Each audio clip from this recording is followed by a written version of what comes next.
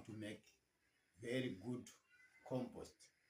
So many people come to me and ask me, what is good compost? So there are actually two types of compost that one can make.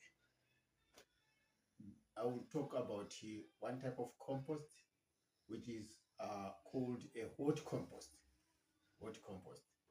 And the other type of compost is called a cold compost. So these are all the same, but they've got advantages and disadvantages. A hot compost, advantages of a hot compost. A hot compost is a compost that you actually accumulate a lot of organic matter. You've got to get a lot of organic matter. And then once you have got enough organic matter, we are talking about things like dry leaves, some kitchen waste, anything that is green and wet, anything that is dry, some horse manure or anything.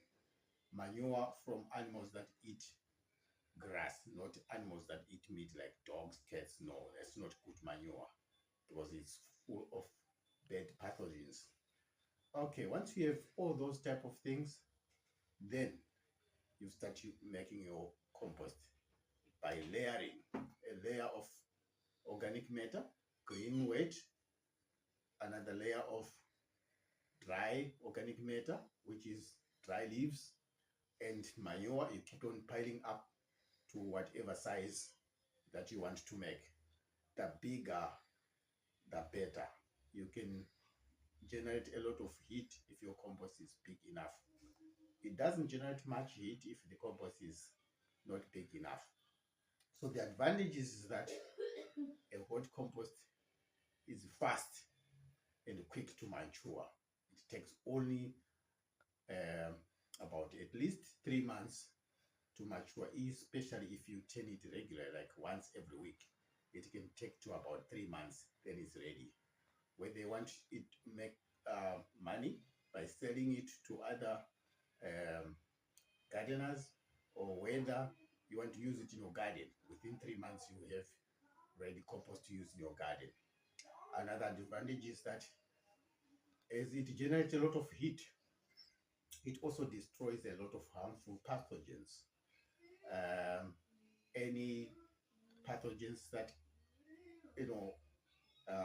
you get, it destroys everything. And it has also some disadvantages as well. In terms of the nutrient content, it doesn't have enough nutrient content, as most of the nutrients is destroyed during that high temperature, and in the process it also destroys some good microorganisms that we would like to have in our soil. It also destroys some earthworms. You don't see any earthworms in hot compost. They cannot survive in that high temperature. And also it's labor intensity, because you have got to keep on turning it, for example, once every week, and it's very laborious to keep turning it. And it dries quickly because of that heat. It can generate heat up to 70 degrees, and during that process it can easily dry quickly. The cold compost, some people call it a traditional compost, which many people, like in rural areas or in different communities, know about. So what they do usually is they just collect some kitchen waste or some garden waste and make a small pile at the backyard and just leave it to break down naturally, slowly. It takes ages to break down. It can take up to 1 year breaking down. So it has got also good advantages. The good advantages of a cold compost is that because it breaks down naturally, it has got a high nitrogen content and a high in humus. which is very good for the soil and plants as well. And the one of the advantages is that it's less labor intensive because you just pile things and then you forget about it.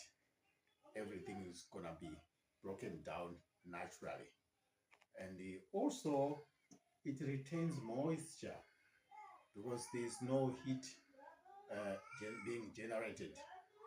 And of course, uh, you don't need to collect a lot of organic matter at the same time. The organic matter you need to just as you get them, then you go and throw them on your compost heap.